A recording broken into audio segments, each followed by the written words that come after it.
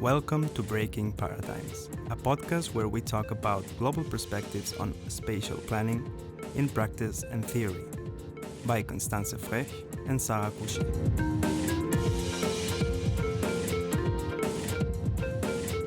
In this episode, we want to talk about planning education and the presence of international theory and practice within our curriculums of spatial planning.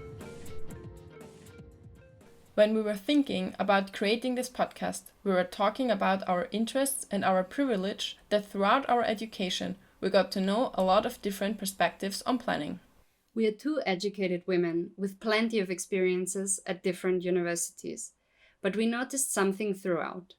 No matter where we got, planning theories, which were taught to us, primarily came from the north. For example, within my studies in Shanghai, I noticed when we were discussing city cultures and spaces, planning in market economies, or even urban sociology, most of the theories, but also the examples, came primarily from Western cultures. While only a small number of topics like landscape planning did include Chinese theories and examples. However, overall the impression of the international curriculum was very focused on European and North American paradigms. Nevertheless, we were wondering if it was just our own confirmation bias at play, or if there was some substance to it on a global scale. So we asked our colleagues and teachers around the globe about their experiences and opinions. My name is Markus Tomaselli. Currently, I'm head of the Institute of Urban Design, Landscape Architecture and Project Management at the University of Technology in Vienna, Austria. I studied at the same university. My name is Dilara Arif. I did my bachelor in urban and rural planning in Bangladesh at Khulna University. And afterwards, I did my master in spatial planning in TU Dortmund, Technische Universität Dortmund, in cooperation with Universidad Austral de Chile. So it's a joint degree master. My name is Stephen Goldsmith, and I am an associate professor in the College of Architecture and Planning at the University of Utah. I run the Urban Ecology undergraduate degree program within that college. I also serve as the executive director of the Center for the Living City. The Center of Living City is an American nonprofit organization that we created with Jane Jacobs before she passed away in 2006. And our focus is on community engagement, on inspiring action among citizens all over the world to take care of the places that they love. I am Husain Vaghjipurwala. I'm from India. I studied my architecture back there in India. Then I practiced architecture for like two years and something. And then I joined a research fellowship where I was also teaching and conducting a small independent research project for a year. Then I joined my master's here in urbanism, in advanced urbanism at the Bauhaus University in Weimar, and also the town and country planning in the Tongji University in Shanghai. And I am currently planning to pursue a PhD here at the Bauhaus University in Germany. The geographical origin and the predominant theories of my education, they have been mostly influenced by German and British authors. At that time, internationalization was not really part of the education, and it was not really a topic. Even the Erasmus program didn't happen at that time. There was no European Union that Austria joined in the 80s. So a lot changed to this topic in our education. And nowadays, I would say in Austria, we have a global approach, at least in the Institute of Urban Design. We have a lot of lectures, a lot of modules in the master program, and especially a lot of design studios that focus on international urban developments. And this is very different from what I know from Brazil. In Brazil, the focus is very much influenced by American and less of European, mostly French and British, I would say, approaches. The Brazilian education in planning is a technocratic education. It's focusing on technical aspects, it's focusing on the administration, the legal situation, and the technical aspects of urban development, while the architecture is mostly influenced by well-known international stars and, of course, the Brazilian superstar Oscar Niemeyer and, of course, also Mendes da Rocha. So speaking about the geographical origin, I would like to start from my bachelor degrees when we started studying the history of planning, and all the history of planning we studied were mostly Roman history of planning, and then like the ancient history of planning. We also learned a little bit about how the cities in the Greece were, how eventually we started having water pipelines, sewage lines, but they were all based on civilizations developed in Europe. And eventually when the modernization started, there were a lot of histories on garden city and high-rise cities, gridiron pattern, which were mostly based on either United States-based planning theories or European planning theories. And it did not change very much in my master.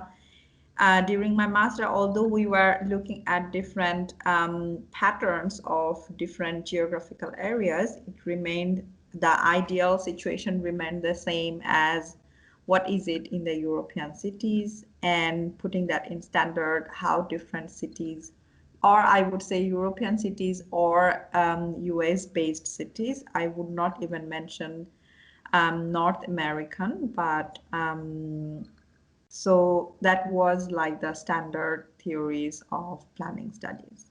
So in my planning studies, I have not studied any of the Indian subcontinent theories, honestly, neither in my bachelor nor in my master.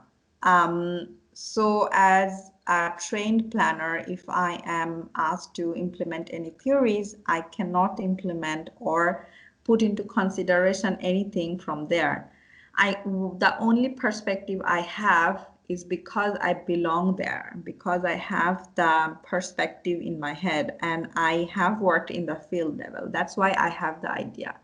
However, I realized that these theories have now become more anthropological theories or like archaeological history, whereas I think there is this distinction between planning studies and a linkage between what was happening anthropologically or archaeologically, or what are they finding out.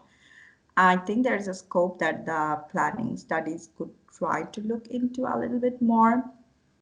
However, I kind of also feel it's not only the lack of theory, but also the willingness to have such theories in place. Working in international development now, I also see the lack of representation of diverse culture. A lot of people who are able to work in the so-called head offices are people like me, who had the opportunity to study abroad and have like a so-called standard knowledge of how it is here or how it is done in the Europe or Western world. Only they are allowed or are thought to be qualified enough to contribute. So the lack of representation is also an issue. So I think all of these kind of contribute into it. So in total, of course, I have not studied any of those theories. All I know is from history, from my own perspective, from my own interest. So yeah. Well, my studies actually are rooted in a particular project, in a particular neighborhood. My study actually studied as a practitioner, not as an academic and not as a student. So my studies began by understanding the complexity of transforming an underserved, high poverty, high crime area of a city through all of the zoning processes that I had just discovered, zoning and policy and finance.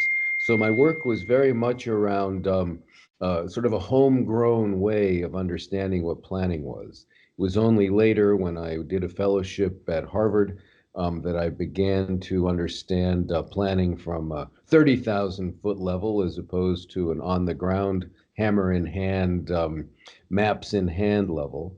And the way that I think that it's changing since I started doing that is that I think there's a lot more attention being paid to the community-based and participatory planning at that grassroots level. Because planning that is done well is done when solutions are born from a place. And as Jane Jacobs said, cities are for everyone when and only when they're designed by and for everyone. I think that's a change, much more of a grassroots bottom up as opposed to a colonial top down. So, when talking about the exchange of planning education in different cases, in different contexts, in geographical locations, it's kind of debatable because these, and it goes hand in hand with globalization. And what we also like currently are like studying or looking at theories, the recent ones, is usually a result, like the profession is a result of globalization, and the theories are a response to that, to the idea of globalization.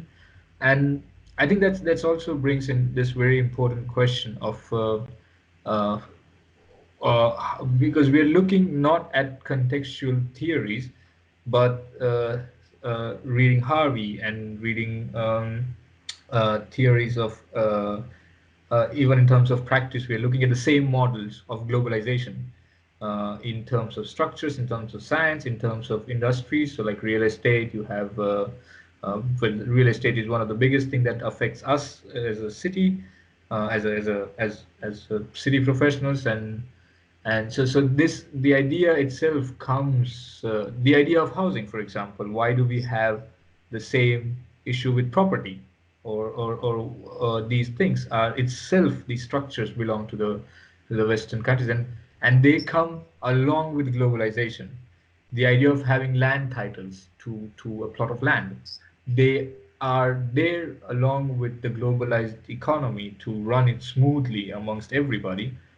And I think maybe it's, I wouldn't say it's good, but maybe it's most of the theories and research work that is built up is also built up either as a result of that, like to support that, or as a response to it, to the whole idea of globalization, that we sort of try to portray a different vision or a different version of a society.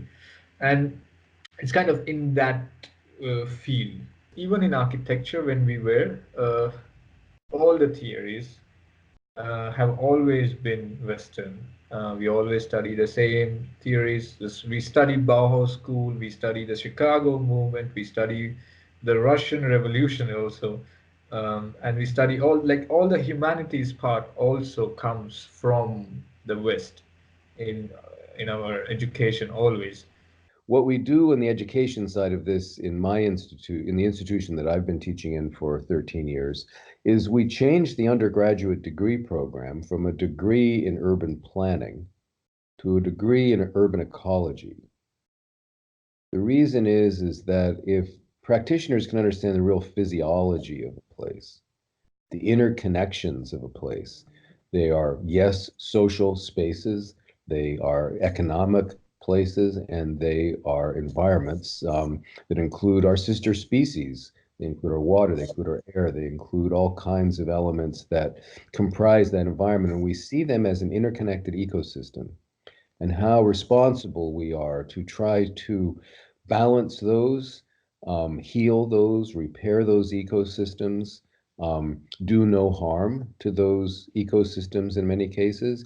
If a student understands that is a physiological approach, and often rooted in a love of place, the connection, that appreciation of a place, we can find better decisions together we can remove ourselves from the overly technocratic way of planning spatially, and or in some cases what they say planning for the smart city, into hopefully planning for the wise city. In the beginning, when I was not able to think out of the box, I felt it was the standard. And in fact, while planning something, we always kept mentioning how we are not doing very well, as we are not being able to um, um, standardize our planning approaches according to the theories. And in many cases, we were studying how these theories put into practice were not being really successful. And working in my professional field in physical planning, I have always struggled putting the theory into practice. That's true.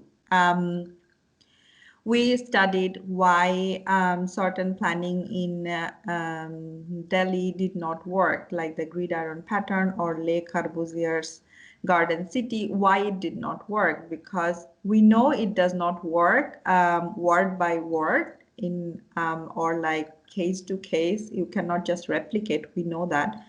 But still we do not see any theory in place that kind of takes the case studies into account and comes up with a revised theory. I think there is still missing, and everyone agrees to that all the time when they talk about these areas.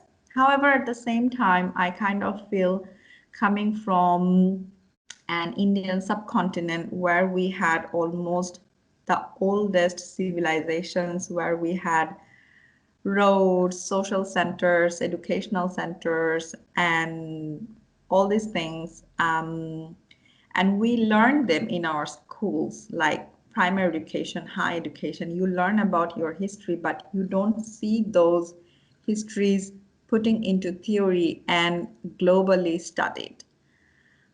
This is something I always felt like, why is this like this? But eventually, I realized probably there is not enough research going on, or the funding opportunity of such studies is not interesting to the donors, maybe, or whoever is funding.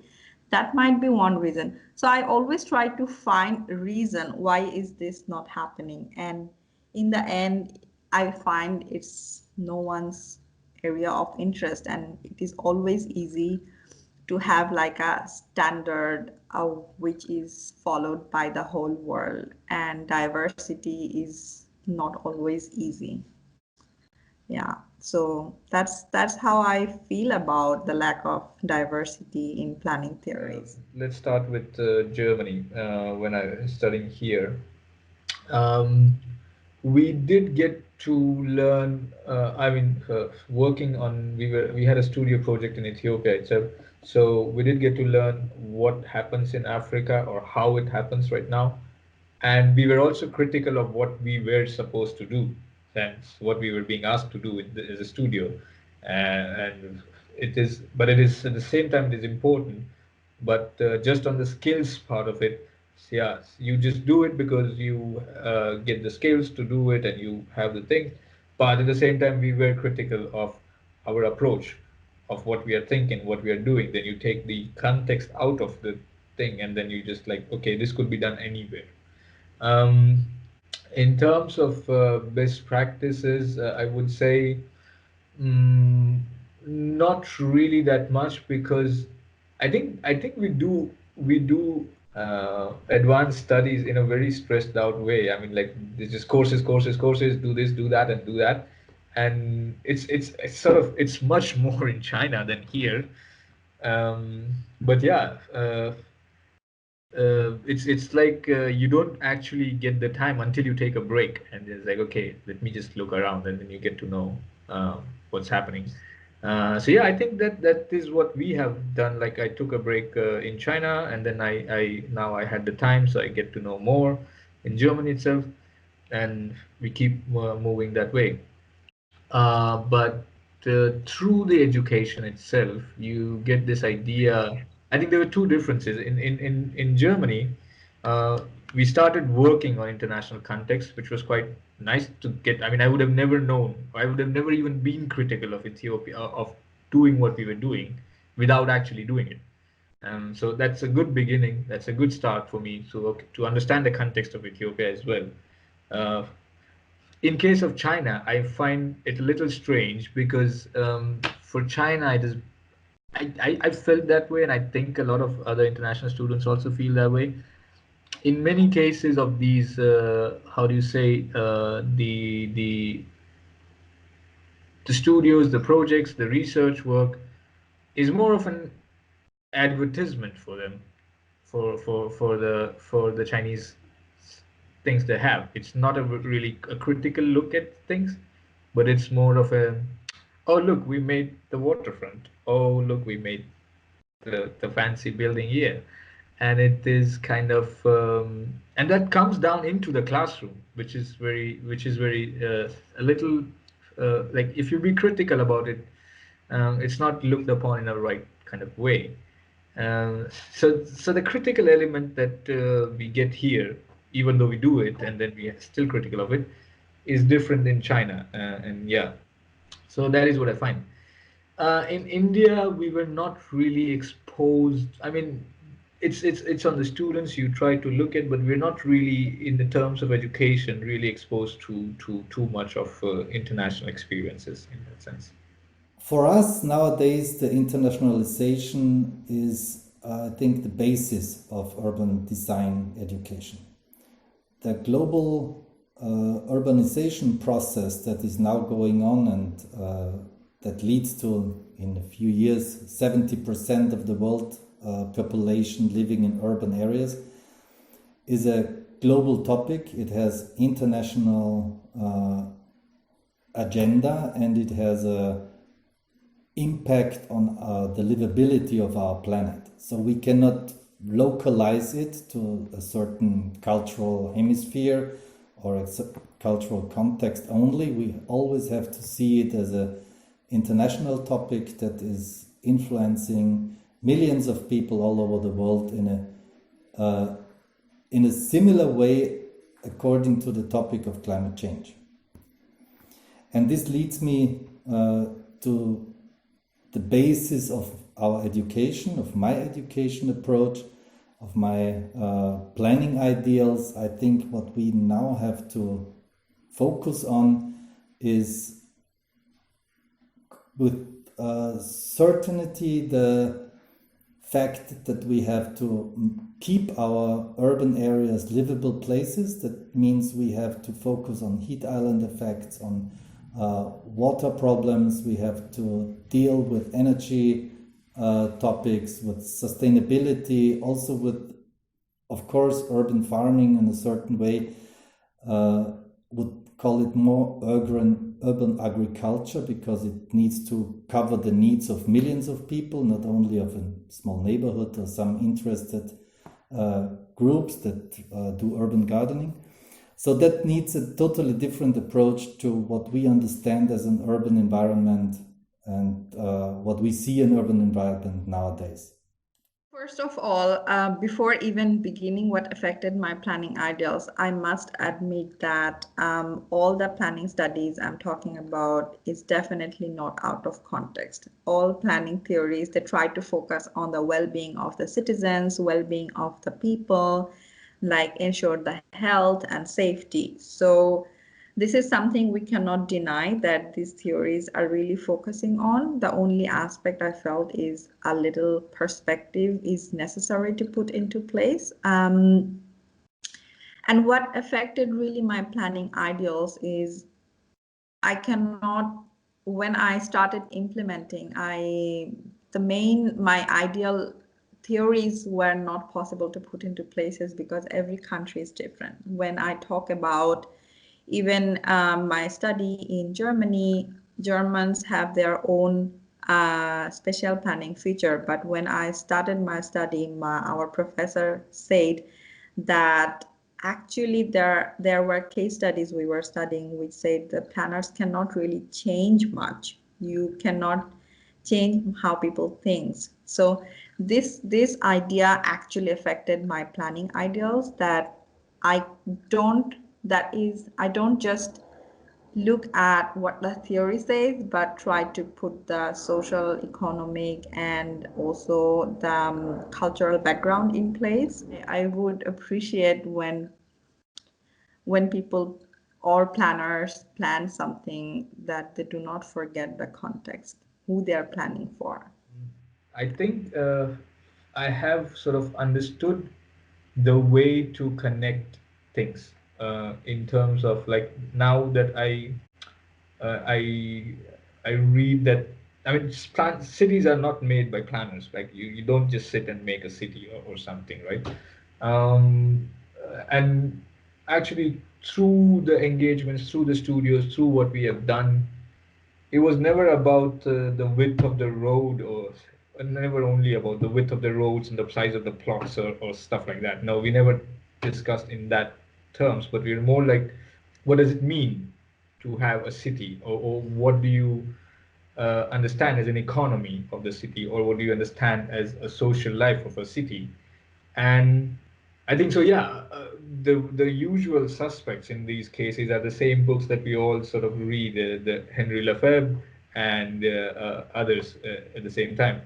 I think that's a good thing, because I've seen people, I've seen, like, planning schools which are just focused on creating plans, or just talking about how. And at the most, they would connect the real estate industry to that. I've started to get comfortable in the idea of connecting the varied theories and the varied things that exist into a space. So I'm trying to get into that mold, and I believe that that would be a good way to understand things, discovering it myself for a while now. So it is kind of nice to just feel yourself and know what you are actually doing, and having everything around to understand it. So I think that is what I'm currently experiencing as a professional planner. I think that there needs to be a great deal of humility that comes to anybody engaged in planning work. And if we do use places beyond our own campuses, and I think that our campuses can be great laboratories, especially for undergraduate students. That would also be true, I think, for graduate students. But because solutions grow from place, and we can see the successes and the disruptions that might happen on a campus, depending upon the kind of campus that is, that growing from there and then giving students an opportunity to see the kinds of challenges that are met in other places, such as rapidly urbanizing places in Ethiopia or in India, to give, I think that that can reinforce a sense of humility. I think it can also reinforce the dangers of colonial planning processes. Um, and by changing the scale, changing the context for a student who has not had their eyes opened wide to the complex interconnections of planning through economics, through environment, through social structures, their eyes can get open much wider. I would like to just add one more aspect, is that while studying and working in different countries, for say Bangladesh, Germany, Switzerland, or Chile, all these countries where I have worked or studied in, I have realized young people are really interested to learn more and learn hands-on experience. And it's not different if that person comes from which ethnicity, or West or East. So I think the planning education should consist more of field level activities, and that considering not only the same country or the same region, maybe a different area. At the same time, less desk-based theoretical approaches. So I think it's high time we start thinking, and also not forgetting environmental aspects, how using different materials can affect. So yeah, this is something we should not forget. Of course, this just showcases a limited sample, as only a small number of universities are represented. But we see this as an opportunity to start a conversation. So please share your experience. How would you answer the questions we put in the description of the episode? Please write us a comment either on Facebook, YouTube, or on our website breakingparadigms.org. Thank you.